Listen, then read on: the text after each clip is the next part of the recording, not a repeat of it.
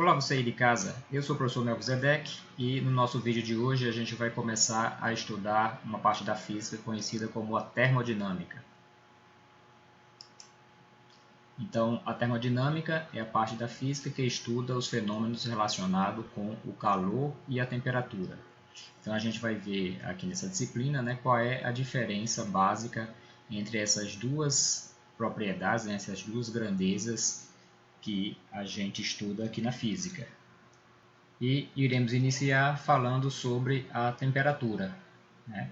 Então, vamos distinguir a diferença básica entre temperatura e calor. No nosso dia a dia é comum a gente confundir essas duas definições. Aí a gente vai ver como é que essas duas definições são diferenciadas aqui na física. Então, vamos começar aqui falando sobre temperatura e equilíbrio térmico. A temperatura é uma grandeza física que mensura a energia cinética média de cada grau de liberdade de cada uma das partículas de um sistema em equilíbrio térmico. A rigor, a temperatura é definida apenas para sistemas em equilíbrio térmico. Então, o que esse texto aqui está nos dizendo é que a temperatura ela é uma grandeza que mensura a agitação térmica das moléculas, das partículas que compõem uma determinada substância, um determinado sistema. Então a gente vai estudar, a gente vai observar que quanto mais agitadas estiverem as moléculas de uma substância, maior vai ser a temperatura daquela substância. E a gente não deve confundir temperatura com calor, que são grandezas físicas diferentes. Então, a temperatura é a quantidade que informa o quão quente ou quão frio está o objeto em relação a um determinado padrão. Então, a gente vai ver que uma medida de temperatura ela é realizada, ela é feita em relação a um determinado padrão, a um padrão pré-existente. E aí a gente vai ver como foram definidos aí alguns padrões de medidas de temperatura. Então aqui a gente tem mais esse slide que mostra melhor essa informação que foi dada. Então, se você tem umas partículas que oscilam mais devagar, que se movem mais devagar, então essas partículas estão com a temperatura menor. Se a agitação das moléculas desse objeto ela tem uma agitação maior, então a temperatura desse objeto ela é maior. O equilíbrio térmico é o estado em que a agitação das partículas, ou seja, a temperatura, não mudam com o tempo. Nesse estado, nenhuma das variáveis macroscópicas P, V e T que definem um sistema mudam com o tempo. Então, o que é que o equilíbrio térmico aqui ele representa para um sistema que a gente está estudando? Primeira coisa a gente vai observar aqui no estudo da termodinâmica que para definir um sistema termodinâmico, a gente precisa definir algumas variáveis macroscópicas, algumas variáveis termodinâmicas. Essas variáveis são a pressão, o volume e a temperatura. Então a gente vai observar que quando a gente está estudando sistemas termodinâmicos, uma maneira de representar esse sistema de forma macroscópica é através dessas grandezas aqui.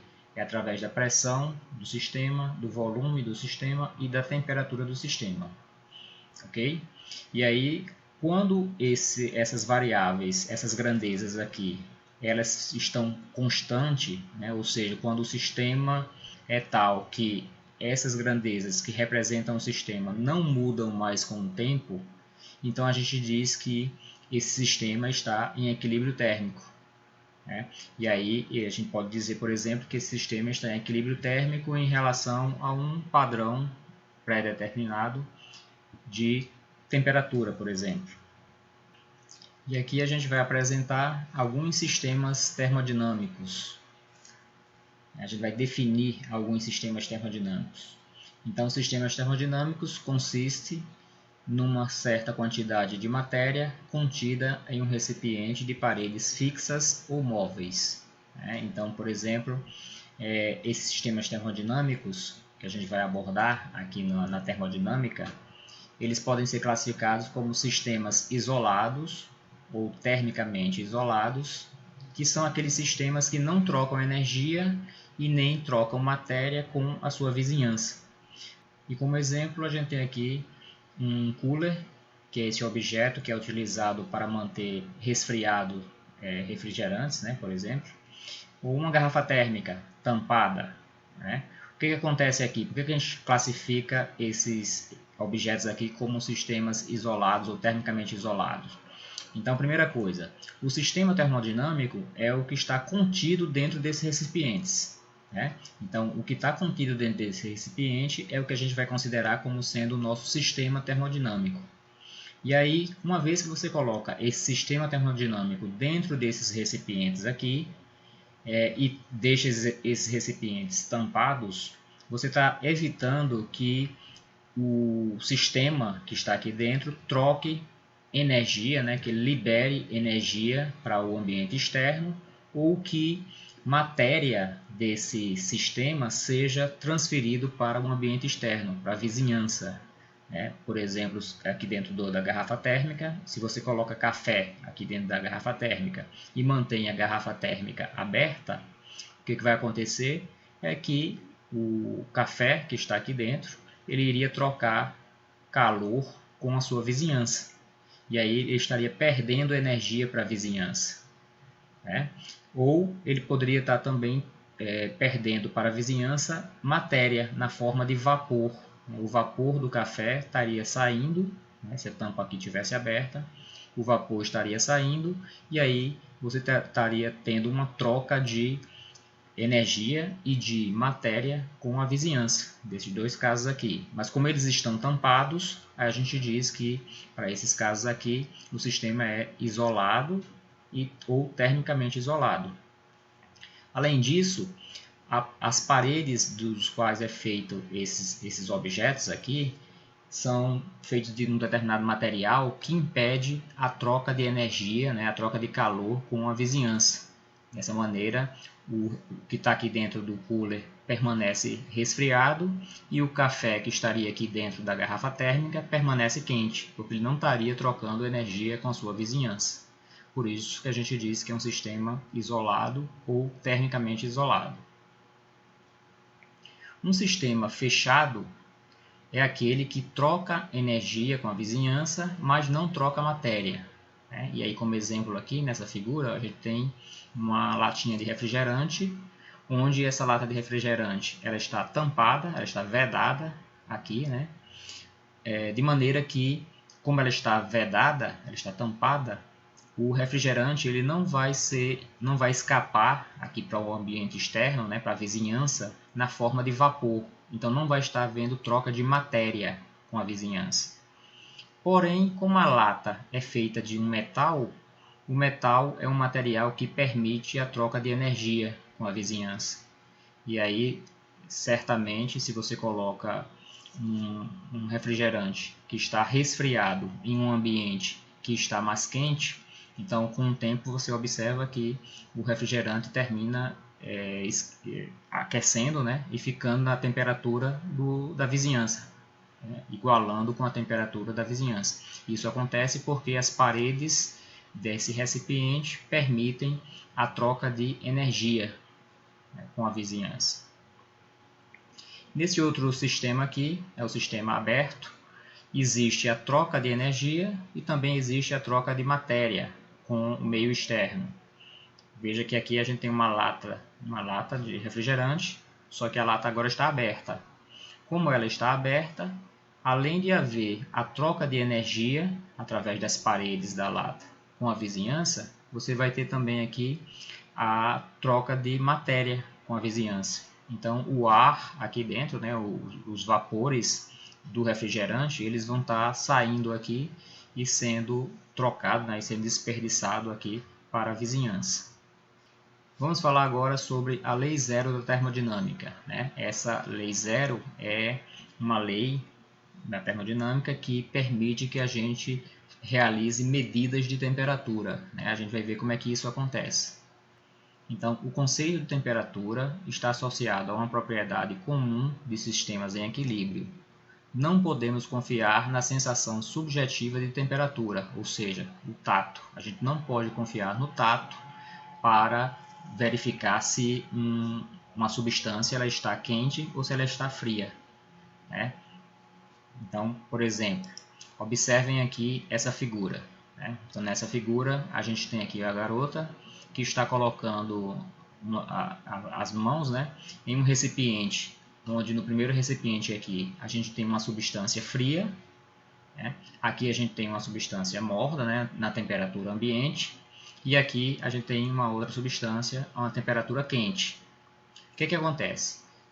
Na prática, se você colocar as mãos com os olhos fechados, né, coloca as mãos aqui dentro da substância quente e na substância fria, e depois retira a mão e coloca aqui na água morna, né, no sistema morno aqui, você não consegue distinguir qual dos dois recipientes aqui era o recipiente que estava quente e qual era deles que estava frio, né? Porque o nosso cérebro ele dá uma embaralhada nessas informações. Então a gente não pode confiar no tato como sendo um dispositivo para medida de temperatura. A gente precisa realmente de uma forma mais precisa para medir, né, para aferir se uma substância está quente ou se está fria. O tato não é um bom medidor, né?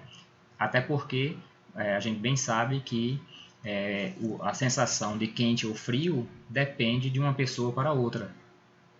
Pode ser que uma pessoa ela tenha uma resistência ao calor maior do que uma outra pessoa.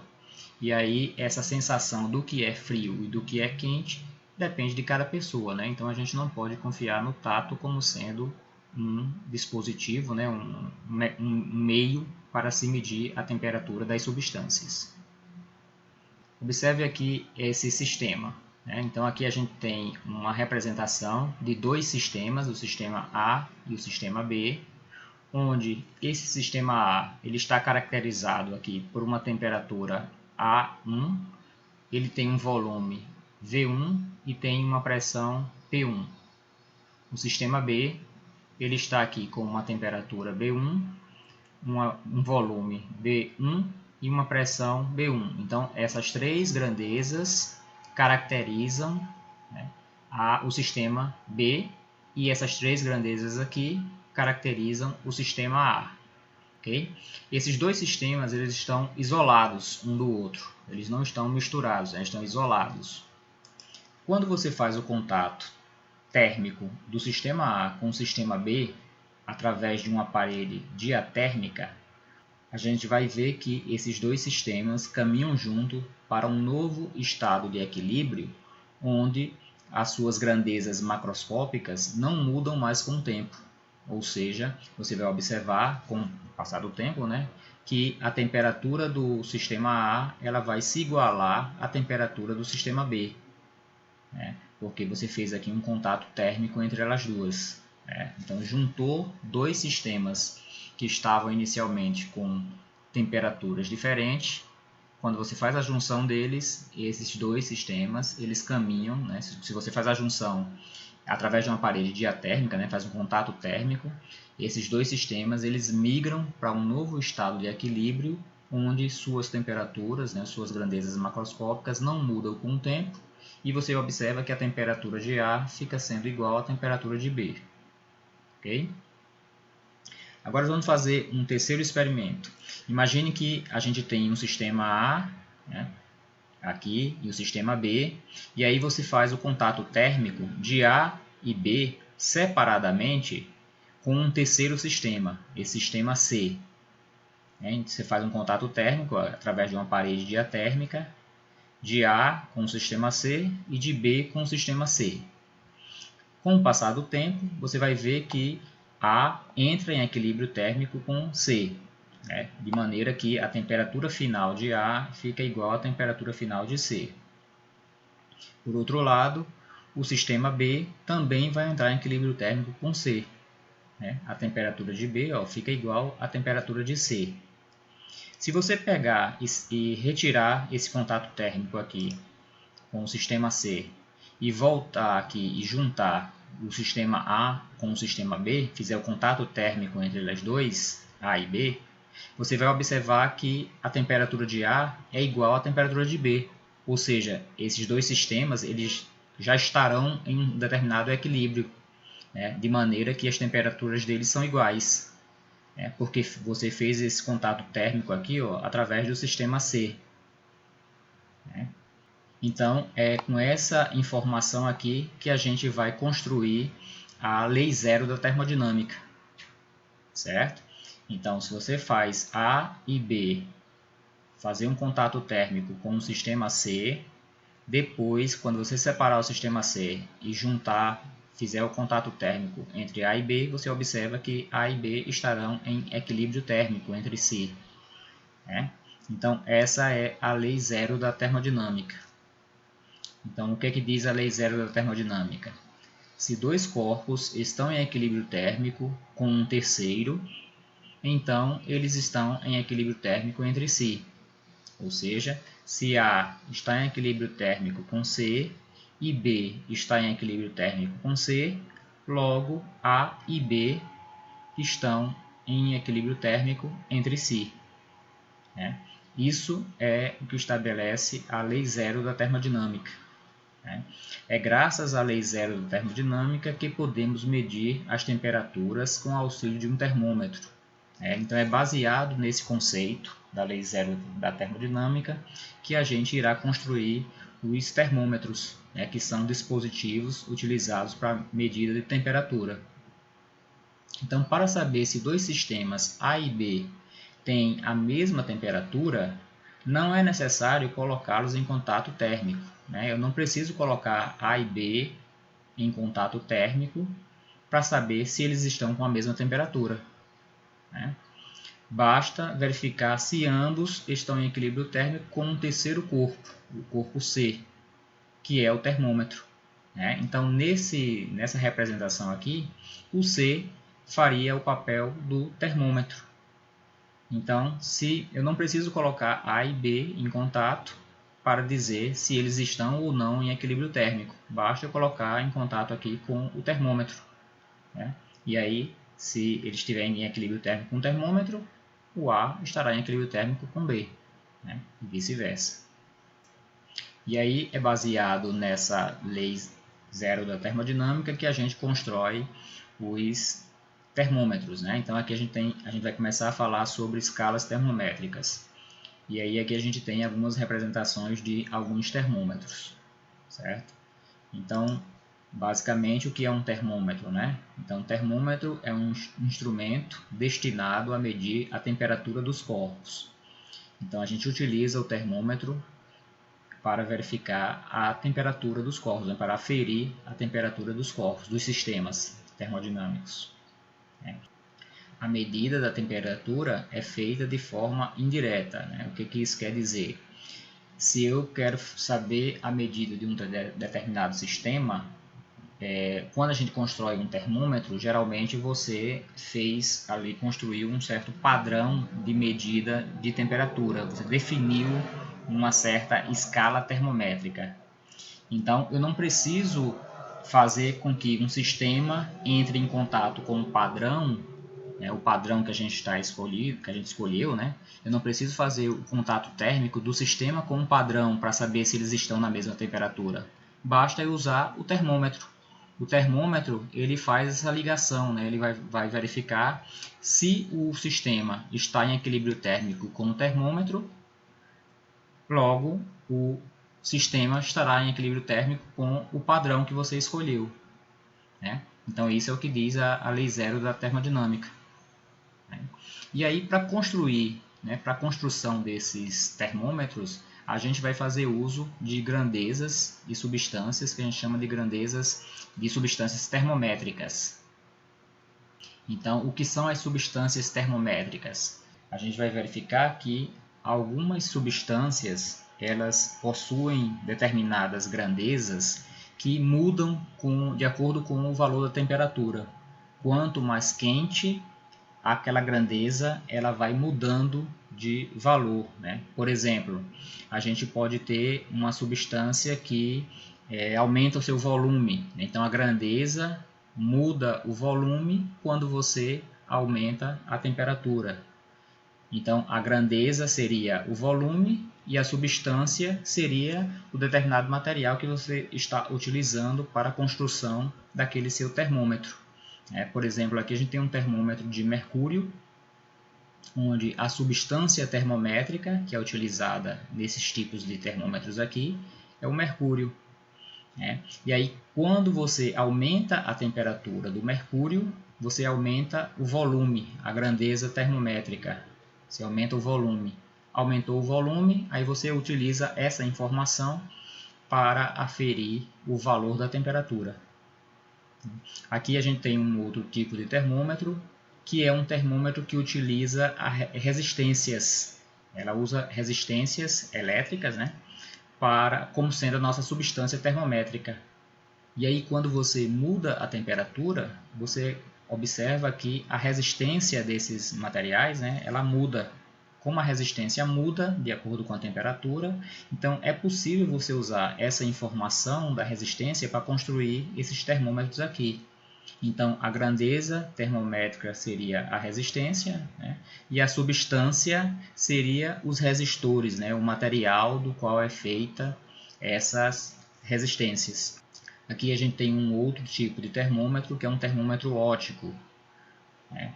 Então, é possível observar que quando você muda a temperatura de determinadas substâncias, essas substâncias elas emitem ondas eletromagnéticas diferentes, né? E aí é possível que você use essa informação, né, essa mudança da frequência, né, dessas ondas eletromagnéticas para definir um determinado padrão de que você vai utilizar aí para a construção de um certo termômetro. Então a grandeza termométrica seria as ondas eletromagnéticas que você está utilizando aqui a luz, né, como sendo a sua substância termométrica, né, para a construção aqui desse termômetro óptico. Então vamos apresentar aqui com mais detalhes alguns tipos de termômetros, né? Algumas das propriedades físicas que mudam com a temperatura e que são usados nos termômetros, né? Vamos apresentar alguns tipos de termômetros. Então, o termômetro de mercúrio, né, que a gente já comentou no slide anterior, ele tem um líquido aqui que quando você muda a temperatura, onde esse termômetro se encontra, quando você muda a temperatura, o volume do líquido ele aumenta, né? O volume do mercúrio ele modifica. Se você aumenta a temperatura, o volume aumenta. E aí essa informação você utiliza para a construção desse tipo de termômetro aqui. Outro tipo de termômetro é esse termômetro que utiliza a pressão de um gás, né? Então, você tem aqui um balão que é colocado para medir a temperatura de uma certa substância. Ó. E aí, dependendo da temperatura que se encontra essa substância, a pressão desse gás vai ficar diferente, vai mudar, né?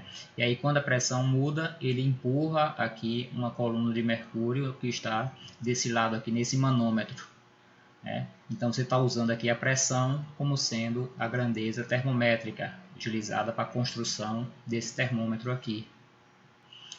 Aqui a gente usa, aqui é um termômetro óptico, né?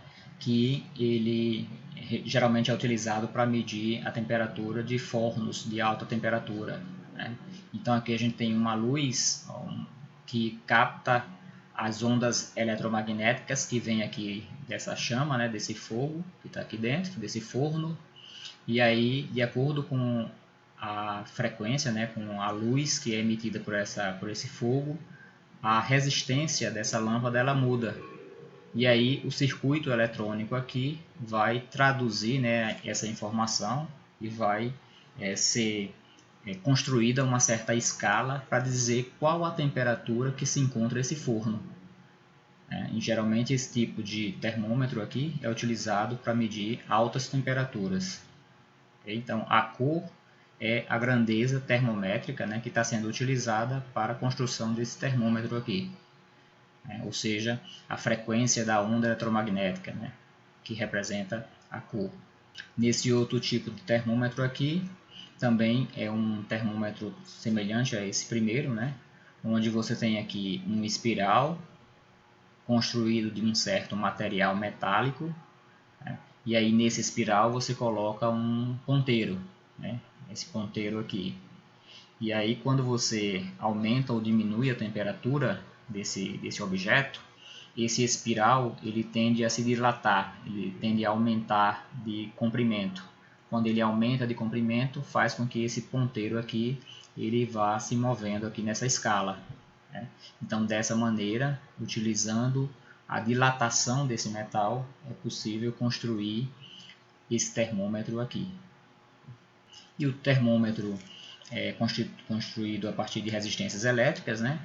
Então, também é aquele tipo de termômetro que utiliza a resistência elétrica de um condutor, né, como sendo a nossa grandeza termométrica. Ou seja, quando você muda a temperatura, você muda a resistência do material. Mudou a resistência elétrica do material, então isso daí vai ser traduzido aqui e escreve, né, aqui na tela, ó, qual é o valor da temperatura que você está medindo, né? Então a grandeza termométrica aqui é a resistência elétrica. Okay? Então, observe que você tem diversas maneiras de construir um termômetro, né? Você pode usar diversas substâncias e usar diversos tipos de grandezas para a construção do seu termômetro. E aí o que falta agora é você estabelecer a escala do seu termômetro, né? Qual escala você vai utilizar, né? Qual vai ser o seu padrão que você vai utilizar como sendo o padrão para uma determinada medida de temperatura para cada termômetro, né? Então, a escala mais conhecida, né, que a gente utiliza aqui no Brasil é a escala Celsius, né? Então, como foi construída a escala Celsius, né? A escala Celsius foi construída em 1742 pelo físico astrônomo sueco Celsius, que adotou para o ponto de fusão do gelo o valor 0 e para o ponto de ebulição da água o valor de 100, medidos em 1 atm.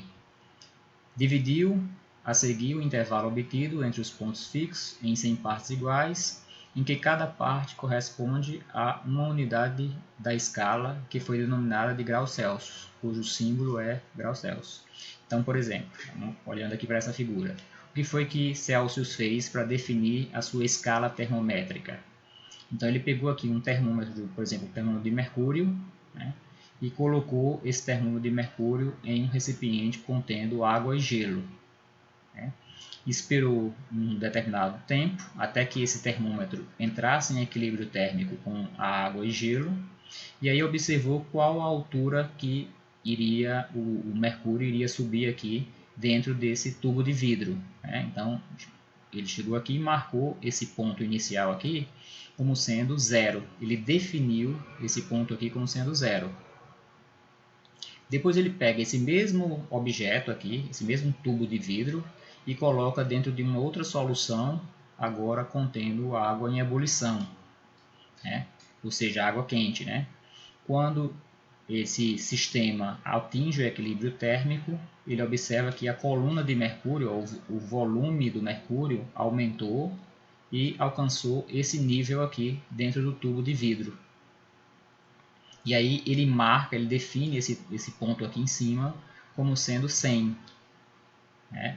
O intervalo entre 0 e 100, ele vai dividir aqui, ele divide todo esse intervalo aqui em 100 partes iguais, onde cada parte, cada tracinho que ele marca aqui, corresponde a 1 grau Celsius. Né? E foi assim que ele construiu a sua escala, né? A sua escala termométrica. Né? Como o intervalo entre os pontos fixos dessa escala foi dividida em 100 partes iguais, por isso recebeu o nome de centesimal, e atualmente a escala Celsius é a mais utilizada em todo o mundo, né? Então, quase todo mundo utiliza a escala Celsius como sendo a escala de temperatura.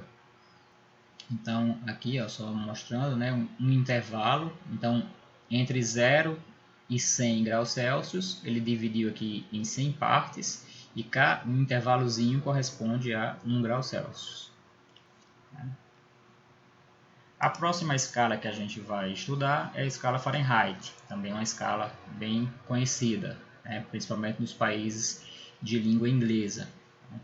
A escala Fahrenheit foi construída em 1727 pelo físico alemão Daniel Fahrenheit, que adotou o valor zero para a mistura de água, gelo e sal, e o valor de 100 para a temperatura do corpo humano. Dividiu-se o intervalo entre esses dois pontos fixos em 100 partes iguais e cada parte recebeu o nome de grau Fahrenheit.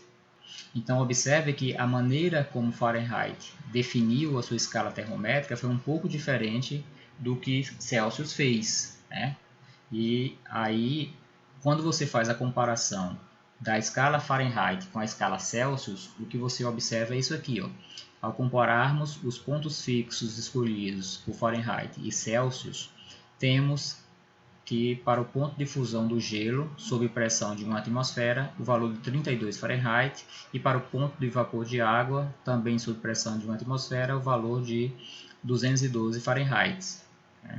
E aí, se a gente observar aqui na figura, então repetindo aquele experimento que Celsius fez, numa mistura de água e gelo, quando você coloca o termômetro de mercúrio aqui dentro, Então, a altura que o mercúrio vai alcançar, ela atinge um valor que, para Fahrenheit, ele vai considerar esse valor aqui como sendo 32, e não como sendo zero, como fez Celsius. Ele considera aqui como sendo 32. Para a água, a mistura aqui, a água fervendo, Quando ele coloca o mercúrio dentro da água fervendo, quando esse sistema atinge o equilíbrio, o mercúrio sobe aqui até esse nível, e nesse nível aqui, no termômetro de Fahrenheit, ele vai marcar o valor como sendo 212. Então, observe que os valores desses dois pontos aqui são diferentes para a escala Celsius e para a escala Fahrenheit.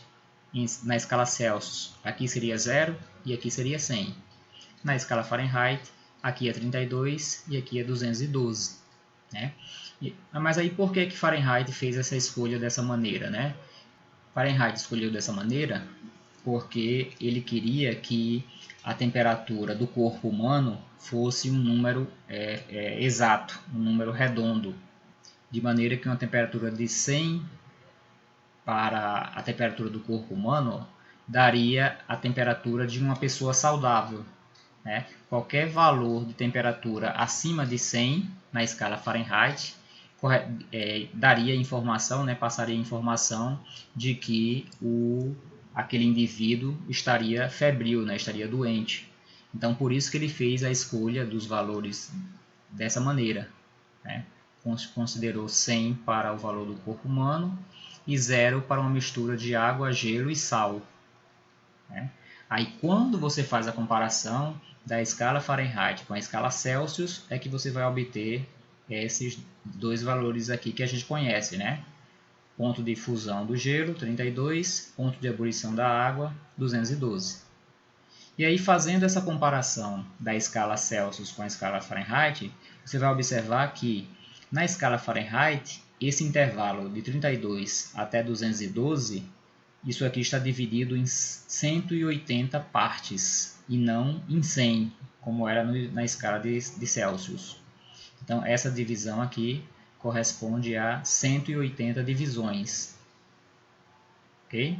Onde cada um intervalo corresponde a 1 Fahrenheit. Essa escala foi utilizada pelos países que foram colonizados pelos britânicos, mas seu uso atualmente restringe a poucos países de língua inglesa, como os Estados Unidos e Belize. Então, nos Estados Unidos ainda se usa aqui a escala Fahrenheit, porém, na maior parte do mundo está em uso a escala Celsius. Okay? A próxima escala que a gente vai estudar é a escala Kelvin. Na realidade, essa escala, a escala Kelvin, é a escala definida no Sistema Internacional de Unidades, né? No SI, a escala padrão é a escala Kelvin, a escala de temperatura, certo? E aí como é que foi feito essa escala, como é que foi construída essa escala Kelvin? Essa escala ela foi construída a partir de um termômetro que utiliza a pressão como grandeza termométrica, né? Então aqui a gente tem um dispositivo, um termômetro de pressão, né? E é utilizando esse termômetro de pressão que foi construído o termômetro de gás, né? O comportamento observado nesse dispositivo é a variação de pressão com a temperatura, mantendo fixo o volume de um gás. Então, você tem aqui um volume, nessa bola aqui, ó, tem um gás, o volume dele é fixo aqui dentro dessa esfera, né? E aí, quando você muda a temperatura desse gás, você muda a pressão, né? E aí, de acordo com a mudança da pressão, você constrói a escala termométrica, né? A escala, no caso aqui, a escala Kelvin. Foi calibrado utilizando-se os pontos de fusão do gelo, ou seja, 0 graus Celsius, né, que corresponde ao ponto de fusão do gelo, e o ponto de ebulição da água. Para outros valores de pressão, teremos temperaturas diferentes. Então, por exemplo, utilizando esse termômetro de pressão, né, aqui a gente constrói aqui esse gráfico da pressão versus a temperatura em Celsius, e aí como é que ele foi calibrado? Para um determinado valor de pressão, foi estabelecido que a temperatura corresponderia a 0 graus Celsius. Né?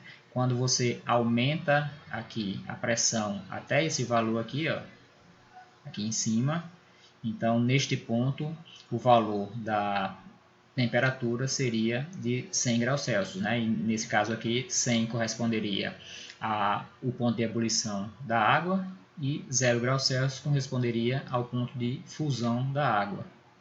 O intervalo, né, esse intervalo de 0 a 100 na escala Celsius, também foi dividido aqui em 100 partes iguais, né, de maneira que para um determinado valor de pressão aqui, ó, intermediário, eu teria uma temperatura diferente aqui. Né. Mesma coisa se você pegar um valor maior de pressão aqui, mais adiante nesse gráfico, né, eu teria um valor de temperatura diferente, não um valor maior de temperatura. Experimentos mostram que as leituras do termômetro são quase independentes do tipo do gás utilizado. Diferentemente, o termômetro de mercúrio, que apresenta leituras ligeiramente diferentes do termômetro de álcool. Por isso, a escala Kelvin é considerada a escala universal. Né? Então, o que é que isso aqui está dizendo? Observou-se que quando você utiliza gases diferentes nesse seu termômetro de gás, né, que foi utilizado para construir a escala Kelvin, né, quando você utiliza gases diferentes, você vai ter uma variação da pressão do gás com a temperatura de maneiras como está apresentado aqui nessa figura. Né? Então, nessa figura aqui eu tenho 3 gases diferentes, e aí você pode construir o termômetro, né, a escala, para esse termômetro, utilizando essas curvas aqui, a curva azul para o gás 1, a curva vermelha para o gás 2 e a curva verde para o gás 3. Okay? Porém, observou-se que, apesar dessas 3 curvas para esses 3 gases aqui serem diferentes, quando você reduz a temperatura no qual esse gás está submetido, você reduz aqui, se você reduzir bastante a temperatura, você observa que as 3 curvas tendem a um ponto aqui, a um mesmo local, a um mesmo valor de temperatura. Né? Esse valor de temperatura no qual esses gráficos aqui eles convergem para esse ponto, ó, ele tem um valor aqui que é menos 273,15 graus Celsius.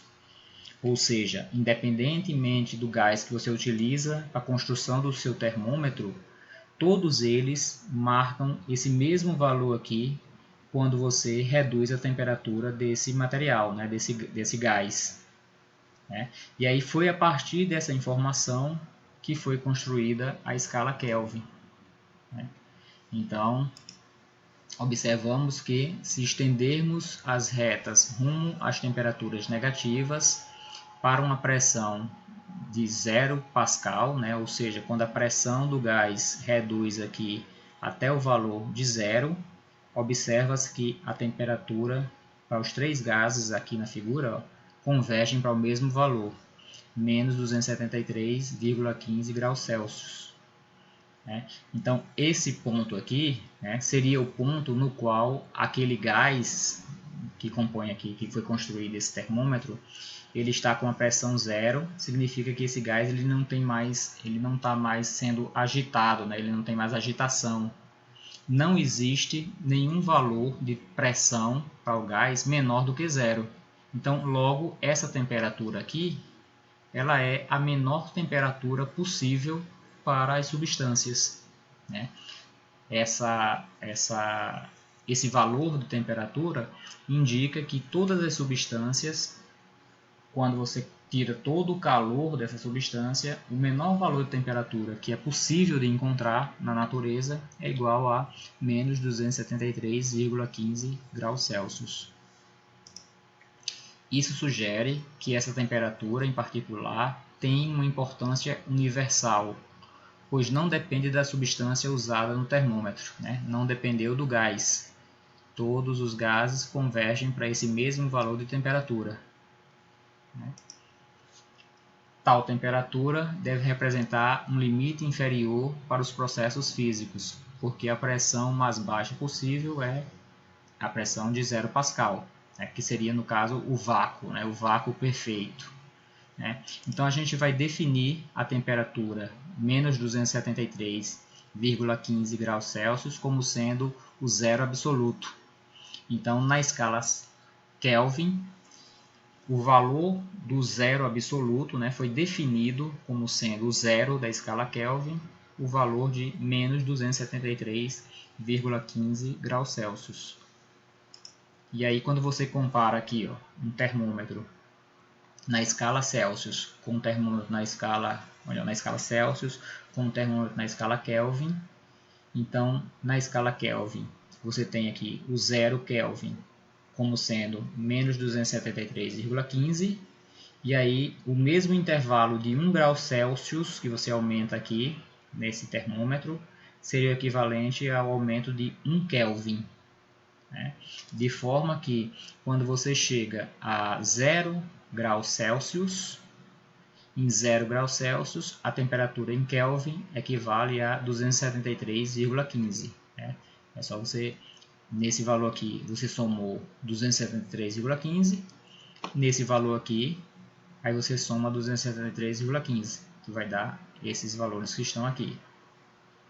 Aumentou 1/10 aqui de graus para cima, se aumenta 1/10 de graus aqui para cima, na escala Kelvin. Quando você está a 100 graus Celsius, 100 graus Celsius equivale, na escala Kelvin, a 373,15, né? Você aumenta 100 daqui para cá. Isso porque o intervalo em graus Celsius é igual ao intervalo em Kelvin. Né? Dessa maneira foi construído essa escala Kelvin. Okay? O nome e o símbolo grau Kelvin foram abolidos em convenção científica internacional e substituídos simplesmente por Kelvin. Portanto, ao invés de escrever 10 graus Kelvin, você escreve simplesmente 10 Kelvin. Okay? Então, para a escala Celsius, você utiliza graus Celsius. Para a escala Fahrenheit, você utiliza graus Fahrenheit. Mas para a escala Kelvin, você não utiliza graus. Você diz apenas o valor em Kelvin. Okay? E aqui a gente vai mostrar como é que a gente faz a conversão entre essas escalas, né? Que são as escalas mais conhecidas. Então, temos aqui um termômetro em Celsius, um termômetro em Fahrenheit, um termômetro em Kelvin. E aí vamos escrever umas equações que permitem que a gente faça a conversão de uma unidade em outra. Tá? Então, primeiro vamos utilizar a transformação de Fahrenheit para Celsius, ou vice-versa. Okay? Então, Celsius e Fahrenheit. O que a gente faz? A gente vai pegar aqui, ó, fazer uma regra de 3. inicialmente, né, uma regra de 3 a partir dessas figuras aqui. Então o que você faz? Você vai pegar aqui, se você está usando um termômetro em Celsius para medir uma certa substância e você vai medir o termômetro Fahrenheit para medir o mesmo termômetro na escala Fahrenheit para medir a mesma substância, o que você vai observar? O ponto de fusão do gelo, né, na escala Celsius corresponde a 0. Né? Então observe que está aqui o ponto 0 na escala Celsius e na escala Fahrenheit é 32. Está aqui 32 Fahrenheit. Quando você vai medir uma substância com temperatura diferente, então nesse termômetro aqui, o volume do mercúrio ele aumenta até esse nível aqui, que a gente vai chamar aqui de TC, né? Uma altura TC qualquer. E na escala Fahrenheit ele vai subir até essa temperatura aqui, que a gente chamou de TF. Okay? Para a gente definir uma relação, né, uma equação que relaciona TC com TF, o que a gente faz? Eu vou pegar essa altura aqui do termômetro, né, essa variação aqui, ó. Então vou pegar a variação H. Então quem seria a variação H? Seria esse valor de temperatura menos esse nível aqui de temperatura, o nível do ponto de fusão aqui, ó. Então, ΔH seria essa altura daqui para cá. E vou dividir por ΔH maiúsculo, que seria essa altura daqui de cima, do ponto de ebulição da água, né, até esse ponto aqui. Então, ΔH seria essa variação daqui para cá, daqui desse lado da figura. ΔH minúsculo dividido por ΔH maiúsculo. Na escala Celsius, quem seria esse ΔH minúsculo? Seria TC menos 0. Então está aqui, ó, TC menos 0. Na escala, quem seria na escala Celsius a variação ΔH maiúsculo? Esse ΔH aqui vai ser 100 menos 0. Então aqui eu coloco, ó, 100 menos 0. Aí se eu vou comparar com a escala Fahrenheit, eu vou pegar as mesmas alturas aqui no termômetro de Fahrenheit. Então o ΔH minúsculo aqui, ó, ΔH na escala Fahrenheit seria TF menos 32. Então aqui, ó, TF menos 32. E o ΔH maiúsculo no termômetro de Fahrenheit vai ser 212 menos 32. 212 menos 32. E aí, ajustando aqui, reescrevendo essa equação, a gente vai ter TC menos 0 vai dar TC, 100 menos 0 vai dar 100, e desse lado aqui da equação a gente ficou com TF menos 32, e aqui embaixo deu 180. Né? E aí eu posso simplificar essa equação se eu multiplicar toda ela por 20. Se eu multiplicar toda essa equação aqui por 20, eu vou encontrar essa equação aqui. Então, essa equação a gente utiliza para calcular, né, qual é o valor da temperatura, um certo valor de temperatura na escala Fahrenheit, para converter ele na escala Celsius. Ou vice-versa. Se eu souber qual é o valor da escala Celsius, eu posso calcular quanto vale o valor da temperatura na escala Fahrenheit. Okay? Observe que para você fazer uma conversão de temperatura da escala Celsius para a escala Fahrenheit, eu não posso usar uma regra de 3 simples. A regra de 3 que eu construí foi baseado nessas alturas aqui, ΔH. Eu não posso fazer uma regra de 3 simples entre Celsius e Fahrenheit para encontrar a relação aí de conversão. Tá? Para converter da escala Celsius para a escala Kelvin, né? Então é só a gente utilizar, já que a escala Kelvin e a escala Celsius elas têm o mesmo intervalo, né? 1 Kelvin equivale a 1 grau Celsius, né? Uma variação, então a gente pode usar direto aquela informação do ponto zero da escala Kelvin, né? Que é 273. Então eu sei que na escala Kelvin, a temperatura dessa substância na escala Kelvin, aqui, ó, TK, ela vai ser igual a TC mais 273,15. Então, essa é a equação para fazer a conversão da escala Celsius para a escala Kelvin ou vice-versa. Observe que usando essas equações aqui, eu calculo o valor exato da temperatura. Eu faço a conversão exata do valor da temperatura da substância. Se eu estiver falando em uma variação de temperatura, aí eu tenho que usar essa relação aqui. Então, a variação uma determinada variação na escala Celsius dividido por 5 é igual a uma variação da temperatura na escala Fahrenheit dividido por 9. Né? Isso daqui é igual a uma variação da temperatura na escala Kelvin dividido por 5. Né? Observe que essa relação aqui é igual a essa daqui. Isso porque os intervalos na escala Celsius em Kelvin são iguais. Né? Você pegou de 0 a 100 e dividiu por 100 partes iguais. Na escala Fahrenheit, a relação é diferente, está aqui dividido por 9. É porque na escala Fahrenheit, aquele intervalo de 0 a 100, né? Aqui, esse intervalo foi dividido em 180 partes iguais. Por isso que aqui ficou uma variação diferente. Aqui a gente vai apresentar uma outra escala termométrica, rapidamente, né, só para a gente saber que existem diversos tipos de escalas termométricas. Tá? A gente estuda com mais frequência em física a escala Celsius, a escala Fahrenheit e a escala Kelvin, porque elas foram as mais utilizadas. Né? Mas, como vocês viram, é possível você construir qualquer termômetro, né, com qualquer substância termométrica que você queira. Né? Então, com isso, você consegue definir diversos tipos de escalas termométricas. Né? Por exemplo, essa escala Rankine aqui, como é que ele foi definido a partir da escala Fahrenheit. Ele considerou que o ponto, o zero absoluto, né, na escala Rankine, ele correspondia a 0 Rankine, que seria o zero absoluto, né? Aquele ponto onde a pressão é igual a zero, que é da escala Kelvin, né? Então a escala Rankine. E o valor do zero absoluto na escala Fahrenheit é menos 459,4.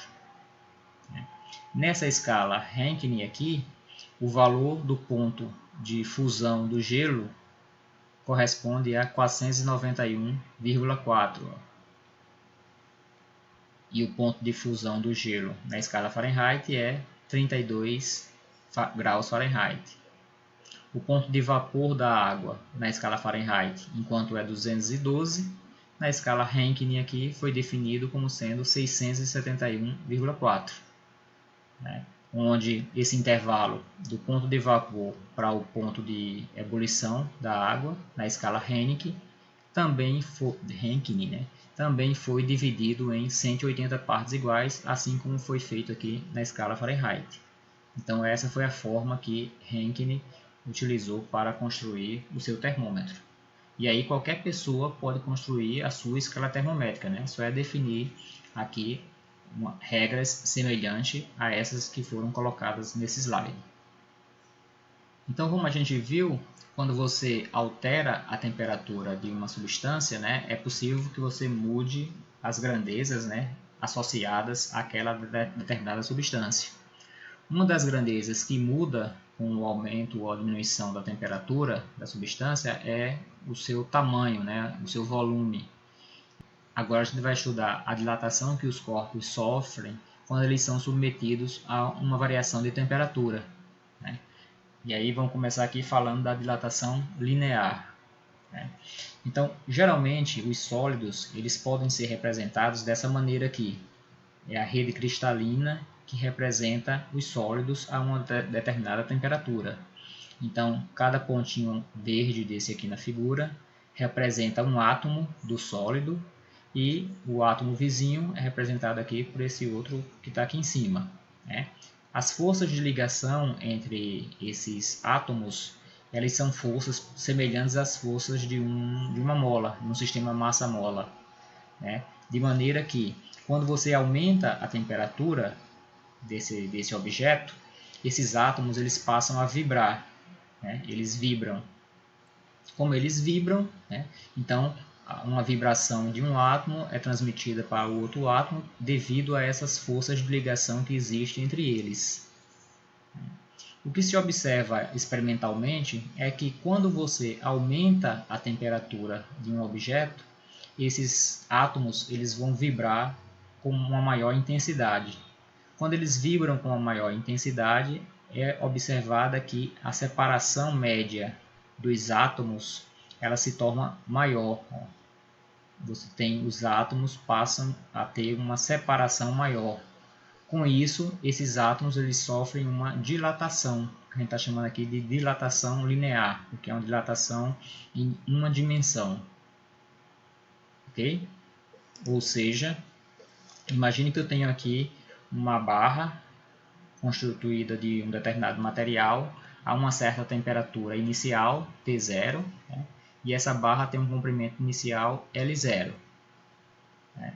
Quando você aumenta a temperatura dessa barra, você observa que essa barra ela vai sofrer, devido a essa agitação aqui, ó, essa barra ela vai sofrer um aumento no seu comprimento. Né? Esse aumento do comprimento é o que a gente está chamando de dilatação linear. A quantidade que essa barra aumentou, né, a quantidade que ela dilatou, a gente observa experimentalmente que ela é proporcional, o ΔL, é proporcional ao comprimento inicial que a barra tinha e é proporcional à variação de temperatura. Quanto maior for a variação de temperatura daqui para cá, maior vai ser o valor de ΔL, maior vai ser o aumento linear dessa barra.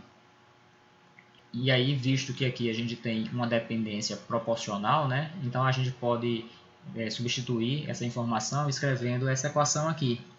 A gente diz que o valor da dilatação linear que a barra sofre, ela vai ser igual a uma constante, que é a constante de proporcionalidade, que multiplica o comprimento inicial vezes a variação da temperatura. Essa constante de proporcionalidade, ela depende da substância, depende do material do qual é constituído aqui o seu objeto. Então, a constante de proporcionalidade, alfa, é denominada de coeficiente de dilatação linear. A unidade de medida de alfa é o inverso de uma unidade de temperatura, ou seja, a unidade para o alfa ela pode ser encontrada como sendo 1 sobre grau Celsius, que é o inverso da unidade de temperatura, né? Que é igual a grau Celsius elevado a menos 1. Ou a gente pode encontrar também em tabelas os valores de alfa como sendo um inverso de K, ó, inverso de Kelvin, que é igual a Kelvin elevado a menos 1. Então essa é a unidade da constante de proporcionalidade aqui nessa equação. Ok? Então, por exemplo, alguns valores de constantes de coeficiente de dilatação linear.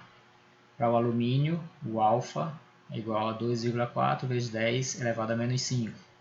Para o latão, 2 vezes 10 elevado a menos 5. Aí cobre, vidro, quartzo, né? Então várias substâncias com os valores diferentes aqui para o alfa. Quanto maior for o valor de alfa, maior vai ser a dilatação que aquele material vai sofrer, né, para uma mesma variação de temperatura. E os valores de alfa, apesar de dependerem da temperatura, podem ser considerados constantes quando se está longe do ponto de fusão dos sólidos, né? Ou seja, esse alfa ele pode variar, ele pode mudar, ele é um coeficiente, né, uma constante, né, mas ele pode variar quando você sofre uma variação de temperatura muito grande. Né, mas para determinados valores de temperaturas, esses alfas eles podem ser considerados constantes. Tá bom? Dilatação superficial e dilatação volumétrica. Né? Então a gente viu como calcular a dilatação linear no slide anterior. Agora a gente vai ver a dilatação em 2 dimensões ou a dilatação em 3 dimensões.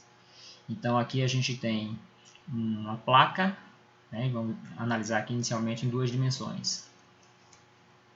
Então uma placa, ó, quando ela está fria, né? Aí você tem aqui um determinado uma determinada área para essa placa. Quando você aumenta a temperatura da placa, essa placa ela vai aumentar a sua área.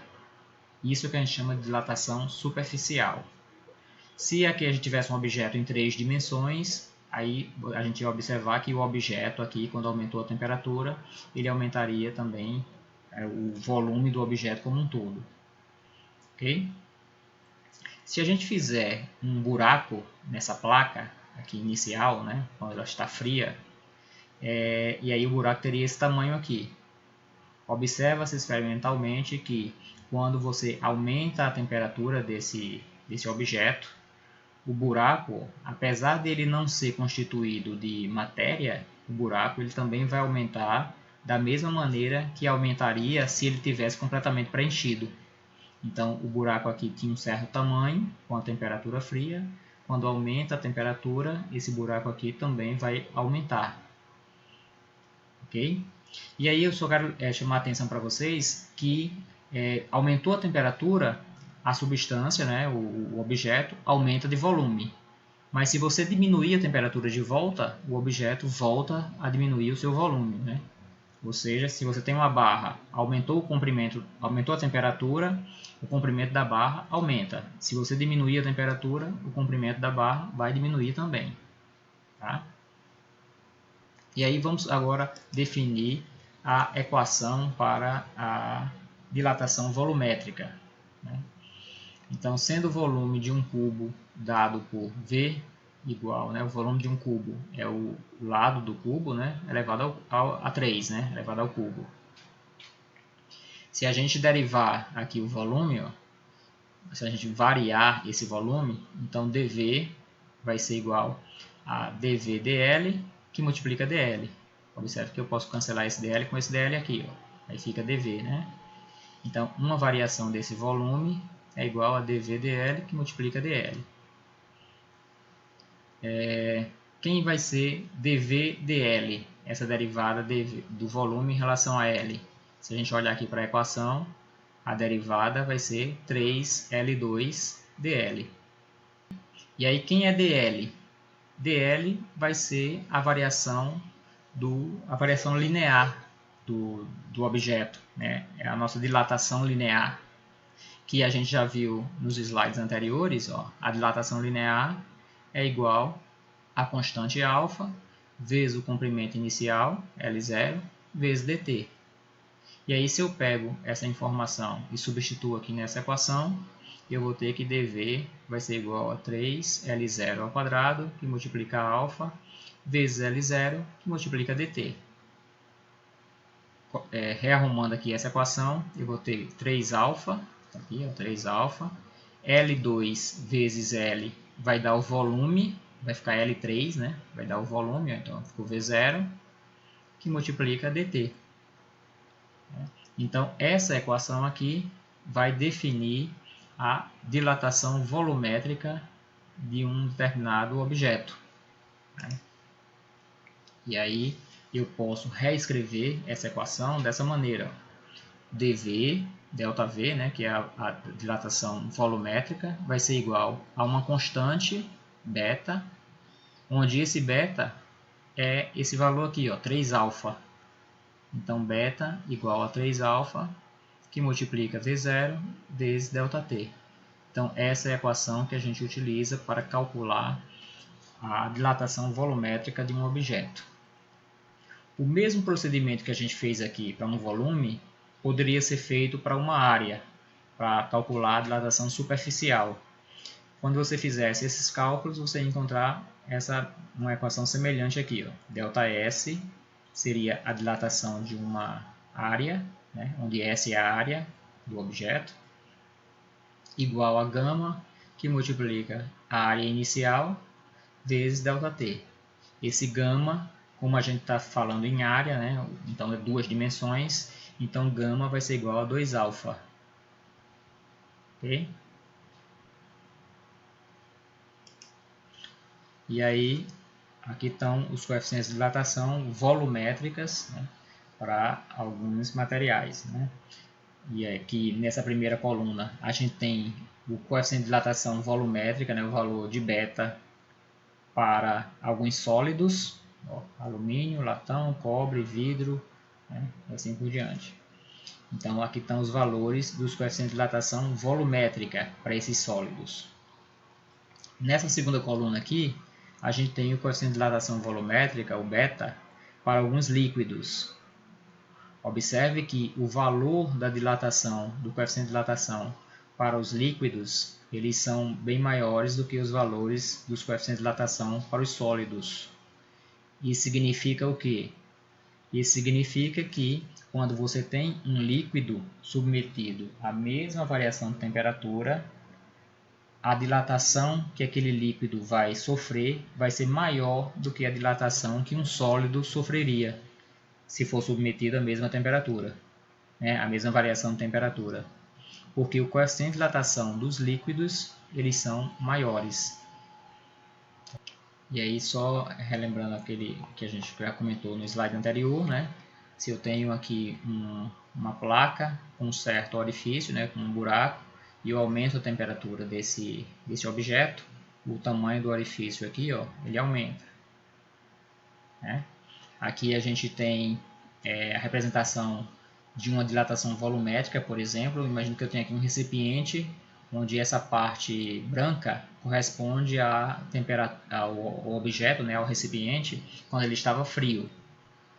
Na hora que você aumenta a temperatura desse objeto, o volume dele vai sofrer um aumento como um todo. E aí essa temperatura, essa que está desenhado aqui em amarelo, representaria o novo volume desse recipiente quando ele foi aquecido para uma temperatura maior. Então ele teria aqui um aumento, uma dilatação volumétrica, onde o ΔV corresponde a essa quantidade que está pintada aqui de amarelo. E aqui a gente pode ver uma figura aqui para a gente discutir, né, onde a gente observa esses aumentos, essas dilatações na prática, né? Aqui a gente tem uma linha férrea, né, por onde passa o trem, e vocês sabem que na linha férrea ela é construída, o trilho do trem, eles são montados deixando aqui uma abertura entre um trilho e o outro. Essa abertura é justamente para garantir a dilatação sofrida pelo trilho do trem quando a temperatura do dia muda, né? Então, quando você passa da noite para o dia, por exemplo, você tem aí um aumento da temperatura ambiente, né? Aumentou a temperatura ambiente, o comprimento desse trilho ele iria aumentar de tamanho.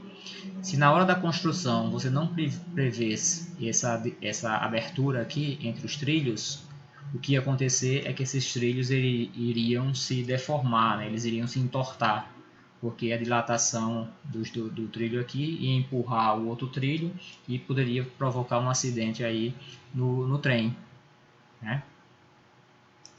Da mesma forma, em viadutos, né, ou em construções, né, vocês devem ter observado que as estruturas de concreto elas também são construídas deixando uma abertura entre uma estrutura de concreto, nas estruturas, né, do concreto. Essa abertura que é mantida, né, que é deixada na construção, é justamente para garantir a dilatação do concreto quando o concreto está sofrendo aqui uma variação de temperatura, né? Observação. Com o aumento da temperatura, a densidade dos materiais diminui. E como sabemos em hidrostática, fluidos com densidades menor tendem a subir, né? Então, quando a gente aumenta a temperatura, aumenta o volume.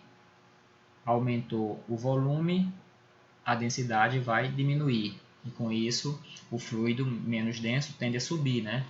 Essa observação permite que a gente explique, né, o movimento dos ventos, por exemplo, né? Então a gente vê aqui, ó, que durante o dia, aqui a gente tem uma figura que demonstra o oceano, aqui do lado direito, e do lado esquerdo, e do lado direito aqui a gente tem um continente, né? O que acontece? Durante o dia, o continente ele aquece mais rapidamente, né, fazendo com que a densidade do ar aqui em cima do continente, ela fique menos densa. Né? Aumentou a temperatura aqui no continente, a densidade do ar diminui, logo esse ar ele tende a subir. Né?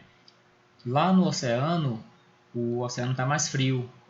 Como ele está mais frio, a temperatura do ar aqui durante o dia ela fica mais densa. Né? Como ela fica mais densa, esse ar ele tende a descer. Né? E aí, como aqui está havendo uma ausência do ar, né, visto que ele está subindo, então esse ar aqui do oceano ele tende a fluir em direção ao continente. E isso produz uma corrente de ar, né, uma corrente de ventos aqui em direção à Terra. Né? E esse efeito acontece devido a essa mudança do volume, né, da densidade do ar em função da variação da temperatura. Dilatação aparente. Então, o que é a dilatação aparente? Como a gente viu, os líquidos eles tendem a dilatar mais do que os sólidos. Né? Então, por exemplo, aqui a gente tem um recipiente que está completamente cheio de um certo líquido, né, a uma certa temperatura inicial T0.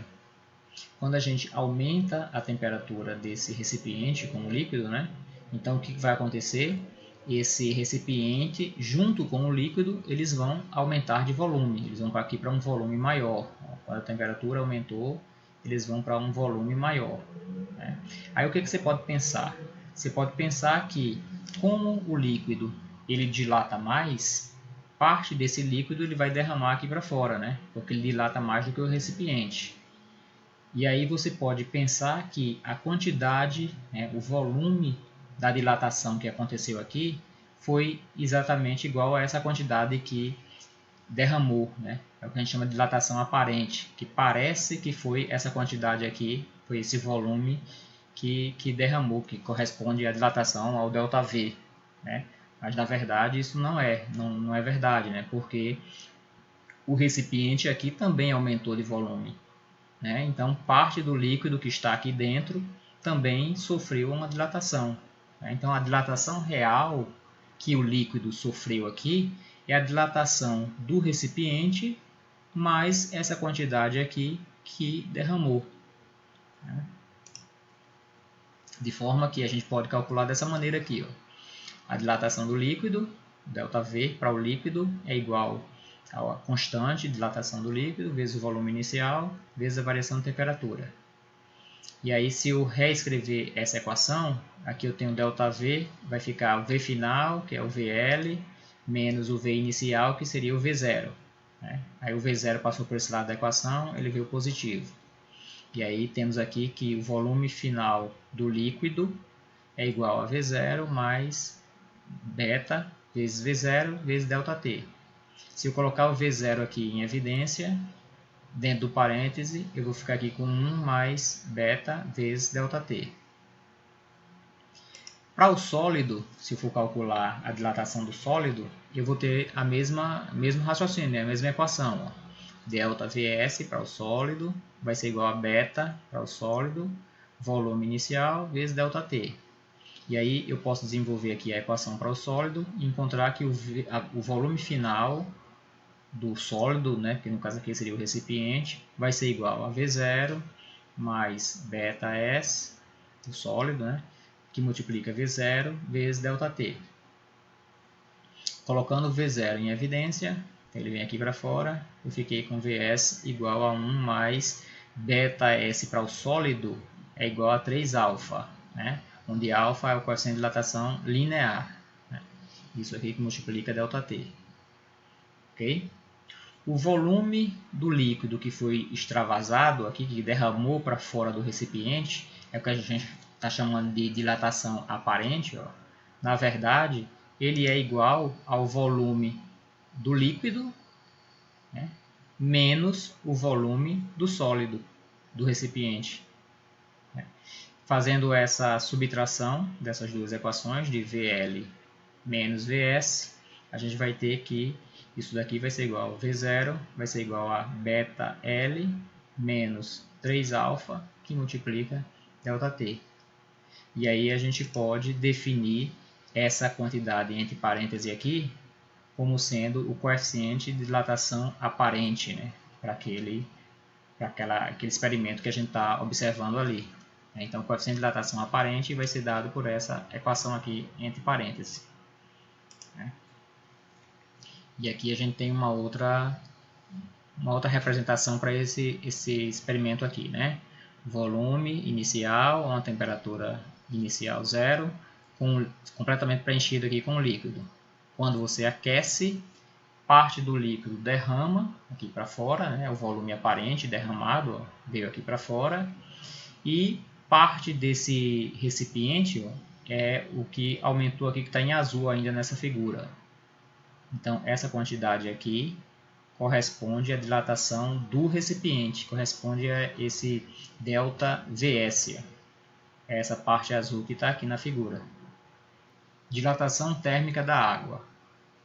A água, em determinado intervalo de temperatura, diminui de volume quando sua temperatura aumenta, né? Ou seja, o que a gente sabe é todas as substâncias, quando você aumenta a temperatura, o volume daquela substância tende a aumentar também, né? É o que a gente está discutindo na aula de hoje, né? Porém, a água é a única substância que tem um comportamento um pouco diferente, né? A gente observa que para determinado intervalo de temperatura, o comportamento da dilatação da água ele vai ser diferente.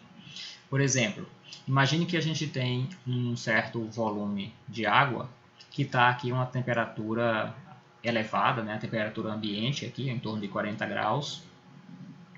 E aí, observe que aqui estaria a 40 graus aproximadamente, a um certo volume, certo? Aqui a gente tem o volume e aqui a gente tem a temperatura nesse gráfico. Quando você vai reduzindo a temperatura da água, né?